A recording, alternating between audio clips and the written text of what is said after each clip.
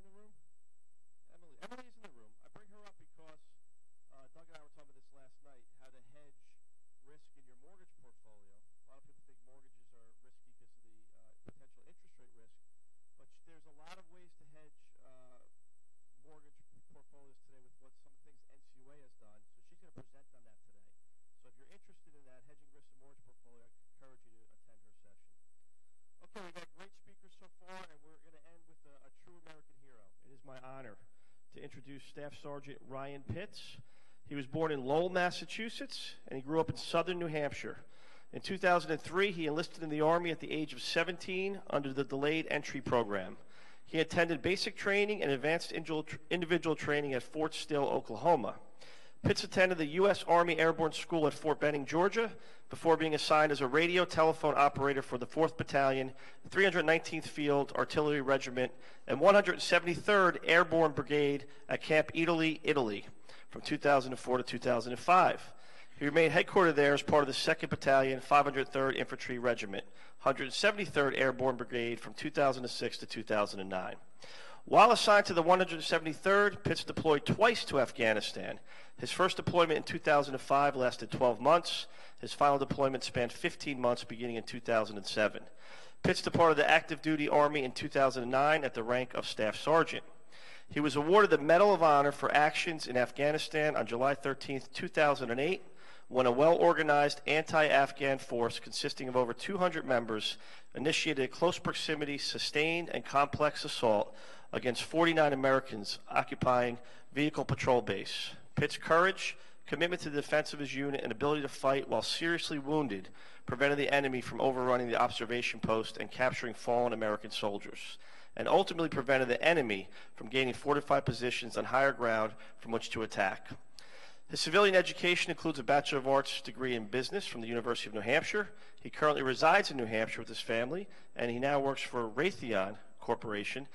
He is a friend of the credit union movement. He's spoken at some credit union events before. He's a big supporter of the home base program, which some of our credit unions support adamantly.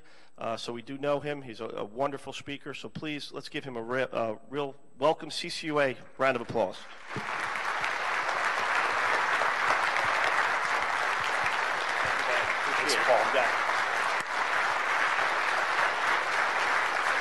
Thank you. Thank you. Thank you very much.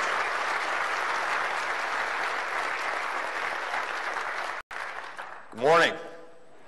I don't know about you, I am never going to hear "Lean on Me" again and not think about credit unions. I don't know if that's a blessing or a curse, but it was awesome. I love that finish. A little over 9 years ago, 49 of us, at the end of a 15-month deployment to Afghanistan with about 2 weeks left, moved into a small village called Wanat in northeastern Afghanistan. And it was just this typical small rural Afghan village. It was nestled alongside this river at the bottom of a valley with mountains raising all around. We were there for 5 days. We were going to stand up this new base to hand over to the incoming unit to set them up for success.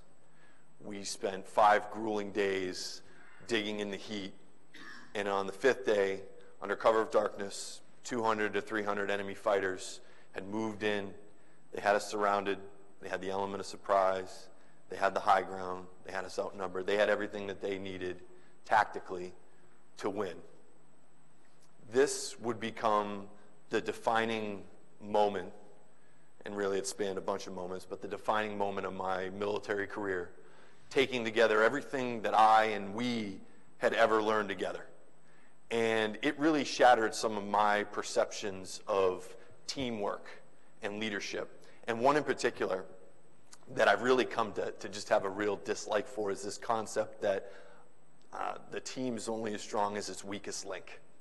That it all comes down to one person and there's one single point of failure, because I don't think that that's true. On that day, I saw this incredible team of people come together. So as I said, leading up to this, we had spent 5 days digging in. At this point, it's 90 degrees before the sun's even coming up in Afghanistan. And we're up at 3:30 in the morning, whatever before, 30 minutes before the sun's coming up, getting ready for a potential attack. Right after that, we go into digging foxholes in the 90-degree heat, all in preparation for this fight. And when it came that morning, everybody fought and did their job to a man. We were locked shoulder to shoulder, everybody doing exactly what was asked of them. And it was really spectacular, this type of teamwork. It was just so organic. It was this choreography, is kind of the best way that I've ever been able to describe it, of these people just moving around each other, not necessarily communicating, just this almost telepathy of just doing what needed to be done. And that wasn't just made. That didn't just happen by accident, right? It was developed over the course of the entire time I was in, and it's just part of the institution.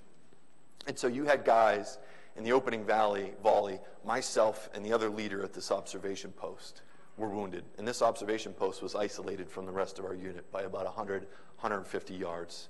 There were 9 of us, me and another Sergeant Matthew Gobble, and 7 other soldiers, junior soldiers, almost all of which this was their first deployment. This opening salvo comes in, immediately I'm wounded, Sergeant Gobble's wounded, another soldier is wounded, and 2 of our soldiers in the opening few minutes, they were killed. Despite all this chaos, despite their leaders going down, every single one of their men, our men, jumped to the task and immediately took action. In the absence of leadership, they knew exactly what they needed to do. Jason Bogar stood up and started firing just straight at the enemy with complete disregard for his own safety. Ayers and McKeag started firing back from their fire position, engaging targets. Rainey started trying to move around, Pruitt Rainey, moving around the observation post to assess casualties and distribute ammo and direct everybody. And this was just incredible teamwork that carried on throughout the fight. But this wasn't an accident. This starts from day one. So I'm sure there's some military personnel out there, some veterans, who may appreciate this story. For those of you that don't have the experience, it may be a little eye-opening. So when you join, you get pushed together with all these people, all different walks of life, and you end up going to your basic training. You get on this bus, and you're kind of scared. You don't know what you're going to run into, and it's just controlled chaos when you get off. The drill sergeants are right there, screaming in your face, telling you, they told us, put all your gear in this pile over here, falling in formation over there. So we do that. And they give us this block of instruction. All right, check it out, privates. You're going to stack your bag like this. You're going to put your other gear here. Go find your stuff. You have 2 minutes for 160 people that have never met to untangle this massive packs and build this formation in exactly the same template that they want. So we all fall out and we run over there and we're feverishly looking for our bag. I think I threw a couple people's bags that were on top of mine. Everybody's doing the same thing. I got to get to my bag. I got to get it in formation. So several of us, maybe a handful, 10% of the group are able to get to our gear. We put it over in formation. We do exactly what we're told and jump back into where we started out standing when we were told what to do.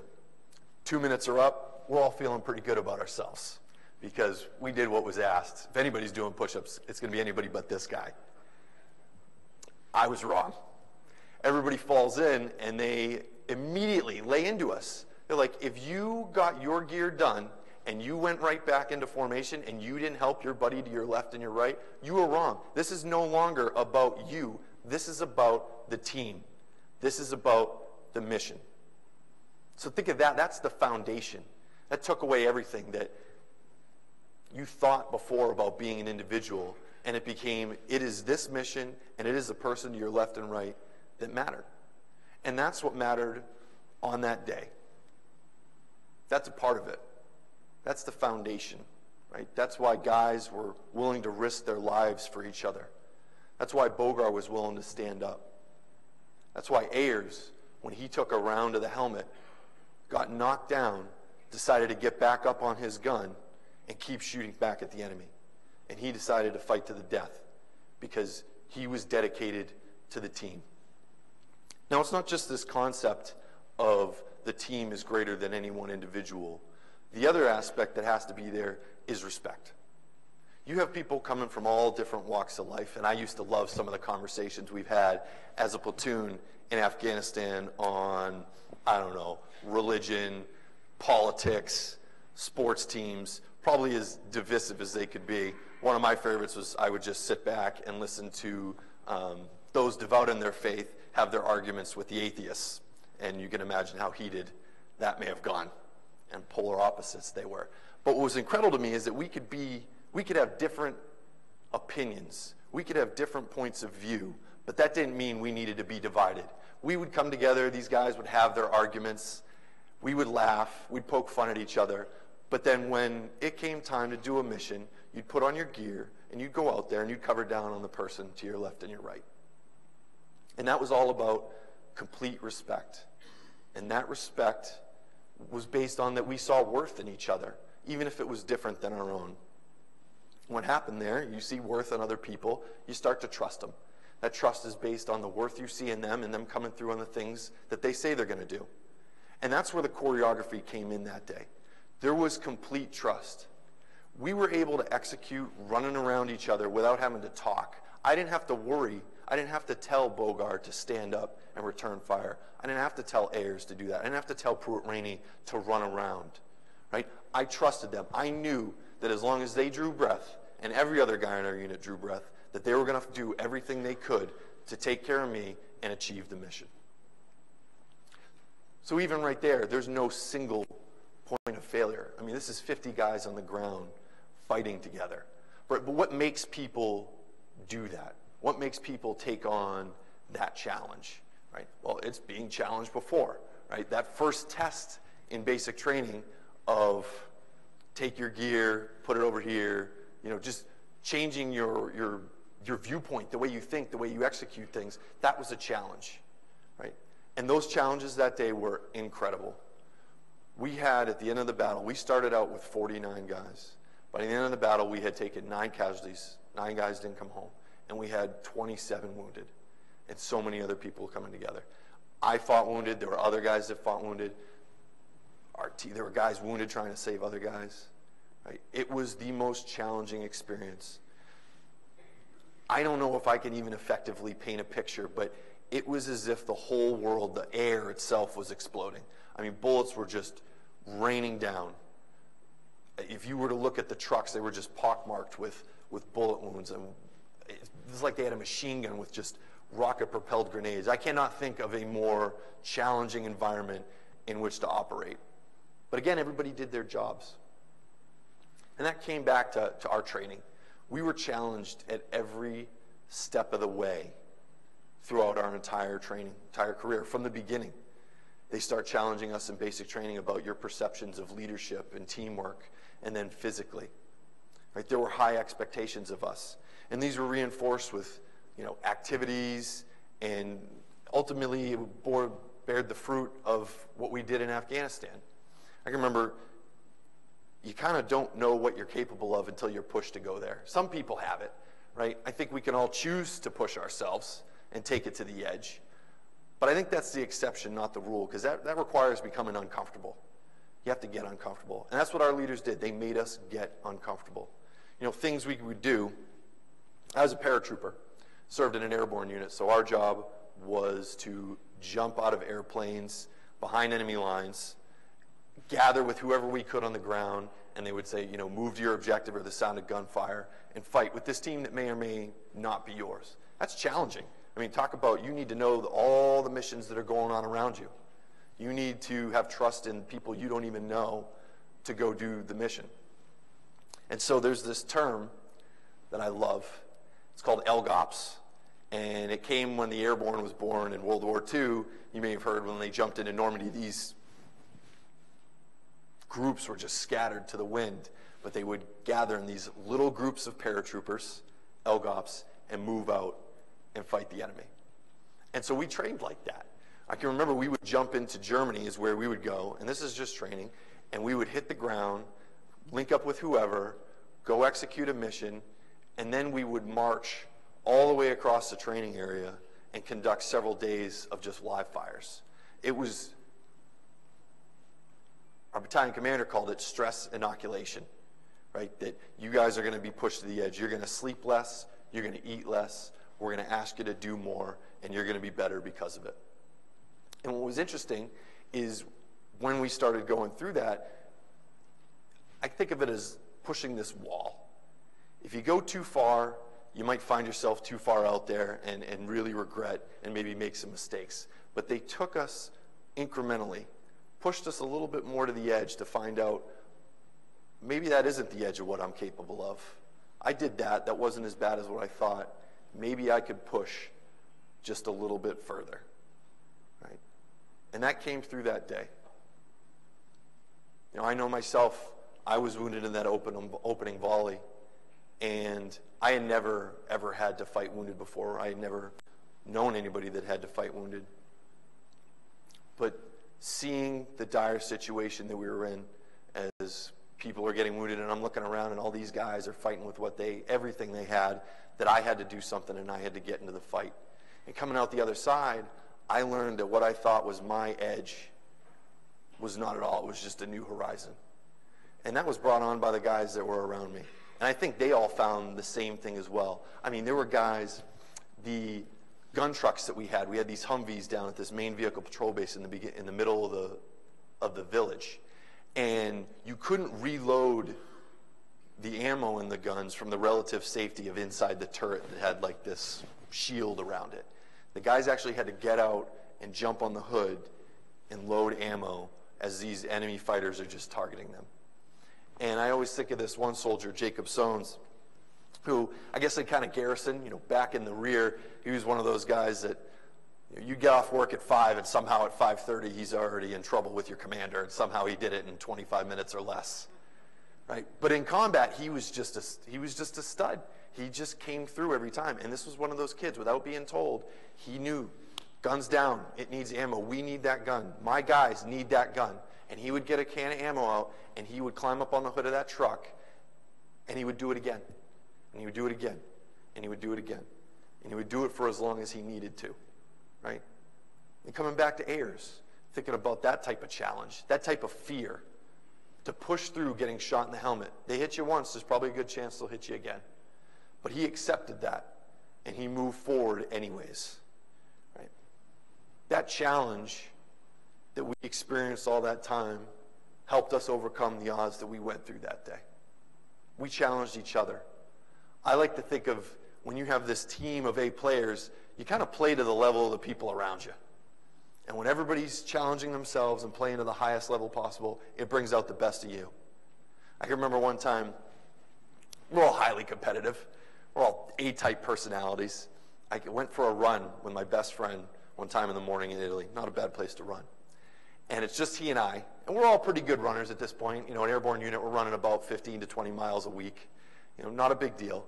And we're running, and I'm just thinking like, whoa, I think I'm going to throw up. Like, why is this kid trying to run me into the ground? It's all right. I got him. I'm going to run a little bit harder. Come to find out, he's thinking the same thing. I'm running as hard as I can against him, and he's going, I'm not going to let him make me fall out. I'm going to run a little bit harder too. We just pushed each other. And I think we did the fastest run we had ever done. And I'm not going to lie, it probably wasn't sober. So that was a pretty good accomplishment. The challenge was incredible. Right? But the team, we made each other better. That challenge helped us, that we experienced through our entire careers, led us to that day. Leadership can be everywhere. When I was looking around, I was looking at these guys that I led, and I'm sitting there wounded, and they were leading me just as much as I was leading them. I was watching them take ownership of their battle space and do everything in their ability to achieve the mission. And I think this was going on everywhere on the battlefield. So that same soldier can't get right that I was talking about, Jacob Sones, the guy that would jump up like Pinocchio on trucks because he was so scared, taking fire. There was a point later on towards the end of the battle where at the observation post I was the last person left alive. I'm wounded. I can't leave. I can hear the enemy talking. And as I'm radioing down to the command post, the guys on the other side of the radio, everybody that had a radio could hear the enemy over my radio. And I'm radioing to my commander, hey sir, everybody up here is dead or gone. I can't leave. You need to send some people. My company commander had the very difficult task of telling me that there wasn't anybody to send. That he had to think about the entire mission, that they had their hands full down there, that there wasn't going to be anybody coming for me. That was hard. That was hard to accept, but I've never held that against him, Captain Matt Meyer, because he made that difficult leadership decision, and I understood why he did it. We respected each other. But can't get right. Was not a leader in the platoon, but showed some leadership of his own. He heard that call over the radio, and immediately started saying, we got to go get Sergeant Pitts. We got to go. We got to go. And he was there with 2 other team leaders, 2 sergeants who outranked him. And I don't know if it was an act of disobedience or he somehow convinced them. Either way, one of the sergeants went with him. And they started making their way up to the observation post. On their way, they stop at another fighting position. They say, hey, we're going, and Soanes is committed. They pick up another leader and another soldier, and they fight their way up to the observation post. And they saved my life. That kid, in the absence of leadership, he decided to take action. He decided that we did have the guys to send. And I'm going to take that chance. And I'm here today because of that. But that doesn't just happen by accident. Leaders are developed. That was part of our training. Everything we did was about learning the jobs of the people around us. So for instance, in our unit, everybody was what we called a ROC first responder. Our battalion nickname was the ROC, so that was our, you're a battalion EMT, everybody's going to be qualified. Everybody was qualified on how to tie a tourniquet. Everybody was qualified on how to stick an IV. Everybody was qualified on how to do what you call a needle chest decompression in case somebody has a chest wound and needs to decompress the lung to allow you to keep breathing. We put people in positions maybe before they thought they were ready, right? Because I can remember myself, a little story here, my first deployment we had a leader get wounded and I took over his position in one of the platoons, and I became the forward observer in our second platoon. And so I accompanied our platoon leader everywhere he went. And we were doing a mission one time, bombing through the desert. And our idea of security at that point, there were IEDs everywhere, was, hey, speed security. So if we're doing 50, well, that's twice as hard to hit us as if we're doing 25. So we'll accept that risk and let's do 50. So we're bombing across the desert when all of a sudden there's this giant puff of smoke. And when the dust kind of clears, we see a guy come running out. He's bleeding. The truck's on its side. And one of the squad leaders is screaming that it's an IED. And our platoon leader gets out and runs up there. And at this time in Afghanistan where we were at, we were so dispersed. The area that we covered, our company, was about the size of like Massachusetts, Connecticut, Rhode Island. 160 guys got to cover this area. And so the only way to communicate was by tactical satellite. Well, the problem was there wasn't a whole lot of tactical satellite channels, so basically everybody in Afghanistan used the same several. So if you got on, everybody else kind of stopped. So I took it upon myself that I was going to get started on what we call a medevac 9 line to call in help to get these guys out. My platoon leader wasn't there, and I know that time's of the essence. So I get over the tactical satellite radio, and I start calling up, getting ready, clear the net, we've hit an IED, prepare for 9 line. Okay, so all of Afghanistan shuts down waiting for me to call a 9 line over the TACSAT. My platoon leader comes back, and he's like, what are you doing? I'm calling up a 9 line, sir. I'm on the TACSAT, feeling like I'm a hero. He's like, that wasn't an IED. That was a rollover. We're going to drive back. And he had to get on the radio and tell all of Afghanistan that I was basically an idiot. I was so disappointed in myself for that. Like that was just a stupid mistake. I should have waited for him. And it was right around this time that I was getting ready to be promoted from specialist to sergeant. And we got back, and I was just so down on myself. And I remember thinking, and I was getting ready to go to my leadership and be like, I don't think I'm ready to be promoted. That's a stupid mistake. But 2 things happened. My lieutenant brought me up to the command post, and I was getting ready. I was prepared to get chewed out by a whole bunch of people. Probably do a whole lot of push-ups. It wasn't going to be a good day for Specialist Pitts. But he pulled me aside, and he just said, do you understand what you did was wrong? Right? I get it. Good initiative, bad judgment. You shouldn't be taking those actions without direction from me. We appreciate what you did, but do you understand, what to do next time? Roger that. Yes, sir. Lesson 1. He made his point. I didn't have to be punished. I was punishing myself. That was enough.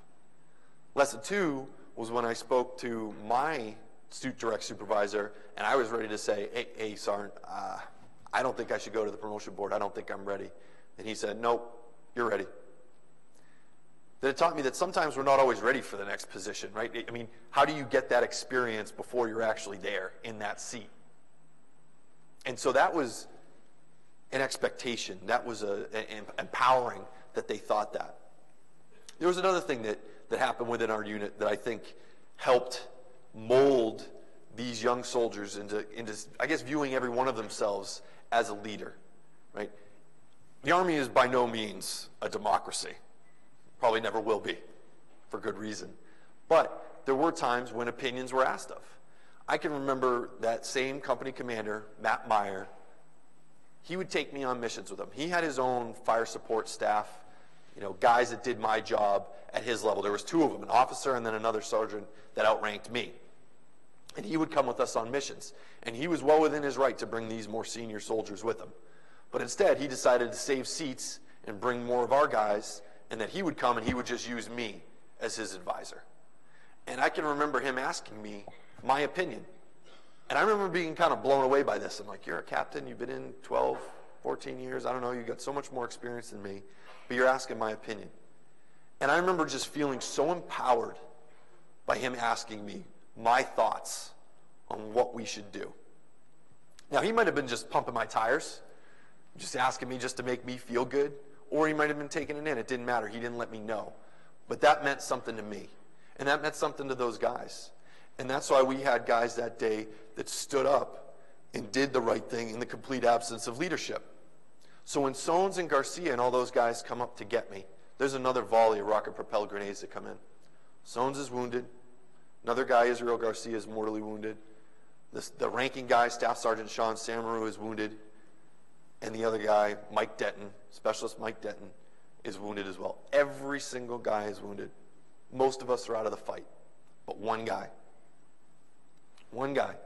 the other junior guy up there, Mike Denton, he had taken shrapnel to his legs, his lower back. A piece had gone through his hand, his right hand, the bone was sticking out. He was right hand dominant. He carried a machine gun. This kid, looking around, seeing that everybody else was done, that nobody else could stand up, that nobody else could fight, took it upon himself to bear that mission, to protect the rest of us. And I watched this kid stand up, bleeding from everywhere, bones sticking out of his hand, prop his machine gun up on his right arm, and start returning fire on the enemy, and do everything he could to get us out of there. This team was incredible, right? And it's easy to think about the team, and I thought about the team as just this 49 on the ground. Well, there was all sorts of other teams that supported us. There were medevac flight crews that came in under fire and landed when I never thought that they would. We were up at the observation post, and we're getting ready for them to start coming in. And I can look down at the vehicle patrol base, and I see one of the helicopters land down there. And I'm thinking, all right, we're going to have to make it, 150 yards wounded, because that's where we're going out of. And they tell us to pop smoke. So we throw smoke. I think we're just marking our position. And I watch this helicopter come in and flare and land in this open area right between us and the enemy. And they didn't just land. Those guys got off of that aircraft, and they started coming down the terraces to help get us on. They didn't know if they were going to be able to get out. They're really not supposed to leave the aircraft. Not like that. They're 50, so if something had happened, that bird's gone. They didn't know us. They didn't know us at all, but they were a part of our team. They weren't the only ones. There were these Apache gunships that came in. These attack helicopters came in. Normally, they don't really want you within like the width of this room when they're firing. When those guys came in, the enemy was within 5 to 10 yards of us. They were firing within 15 yards of us. They risked their careers. They put it all on the line. They trusted us. We trusted them. And they came in and laid down fire that close. So this team was so much more than just that organic team. And these things that I thought that were unique to my experience of think about the mission, think about what it is you're meant to do. It's not your role. It's not your job. My job wasn't a forward observer. My mission was to bring my buddies home and to try and win. So everything within that scope, that is my job. That is our mission. Seeing all this great teamwork and these great leaders brought me back to this idea of this chain, that this single link is the one point of failure, right? And that everybody has to be strong all the time. And I think that is a terribly flawed paradigm. And I like to think about it now as a rope. Leadership in teams our rope. Yeah, I get it. Chains are probably stronger than most ropes, but bear with me, right? A rope is all these fibers intertwined together. It's a continuum. That maybe not all those fibers need to be as strong in every single place. That sometimes we're going to lean on the people to our left and our right. That sometimes the led become the leaders. And that we're going to pick each other up. And that we're stronger together than we ever could be apart. If we had thought about that as just a chain that day, as just one person just thinking about just their job, we wouldn't be where we are. I wouldn't be here talking to you. So we need to change that mindset, that everybody has value, that our entire team working together, that it's not about being flawless all the time, but it's understanding that sometimes I'm going to be challenged and I'm going to need the people around me to pick it up. And this is not just unique to my military service. I've seen great leaders. I've worked at Oracle, I've worked at Raytheon, I've engaged with other places, that these traits, these qualities, these great teams, these great leaders, they don't just exist in the military. They exist in your organizations. And you guys, everybody, can be great. I'd like to open it up for questions now.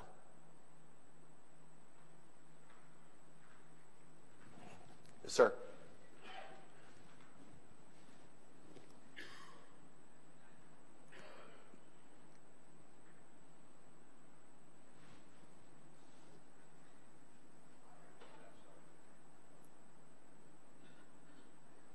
Hi, Staff Sergeant Sean McGill from Wesley Community Credit Union in Rhode Island. First of all, I would like to say before I ask the question is perhaps you could talk in front of all the NFL teams, and then maybe they would all stand for the national anthem.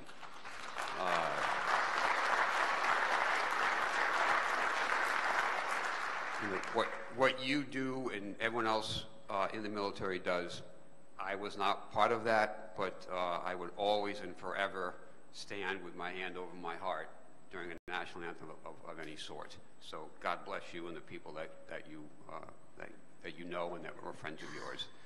My question is this: your military background obviously gets you very disciplined, makes you trust the people around you. Everyone has a job to do, and it's understand this is how you do it.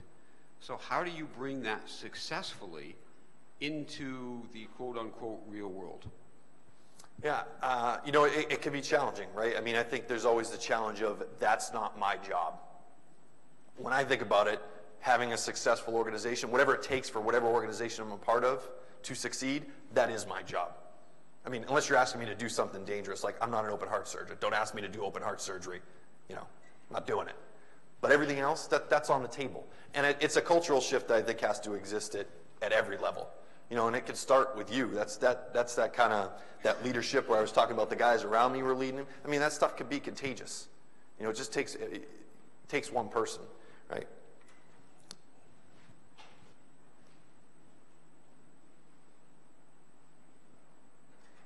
Nothing?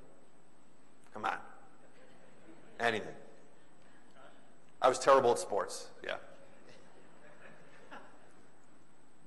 I've heard it said that the military, when there is no enemy to bind you, you like hate the sergeants and you hate those guys. So you always have to have an enemy to hate.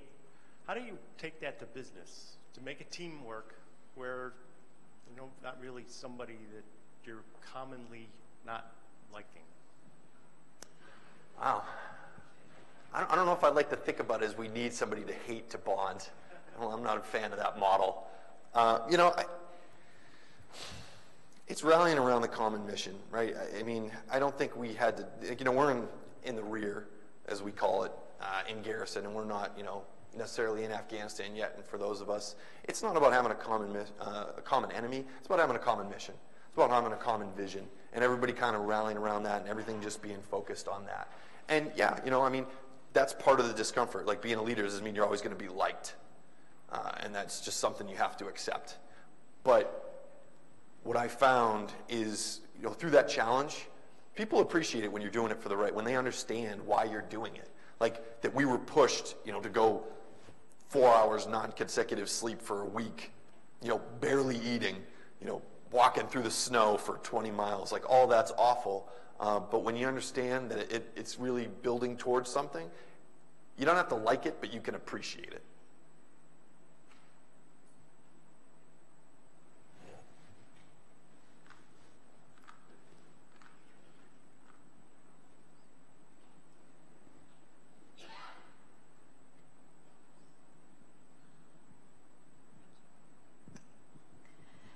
So you're back and you're in the commercial industry.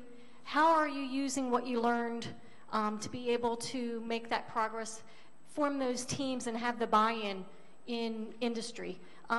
You know, quite frankly, it is easier in a military situation because you do have those unique situations. You had that bonding time and appreciated how all of the threads make the rope and you lean on each other. What things are you able to immediately employ in your present job that gets you there? Yeah, I mean, I think one of them in terms of building that togetherness within the team is just doing things that maybe are outside of my swim lane. Like, somebody else has a problem. Okay, maybe it's not directly related to my job, but I can help, is going there. And I mean, we experience challenges. I mean, we're not unique in the military in that we experience challenges. I mean, you're going to have challenges every day, every week within your own organizations. Everybody has their own fires to put out. And those are opportunities to either come together or divide. And it's kind of a choice of what do you do? Do you choose to be problem-focused or solution-focused? And I think that's, again, coming back to that individual leadership of it can start with just you. Make that effort. You know, reinforce those messages of, hey, we're in this together. You know, I'm here. If you need help, let me know. Let me do this. And asking for it, too. You know, I've heard that the only two things that you can be blamed for is a failure to help and a failure to ask for help.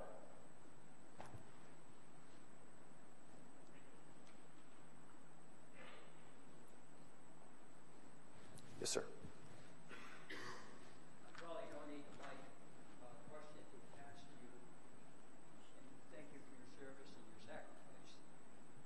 How important is it in your role in the military and after the military to understand the mission and your part of the mission? Yeah, so how important is it to understand? I think it's critical to understand what's going on around you, to have that appreciation and kind of, you know, where you fit in.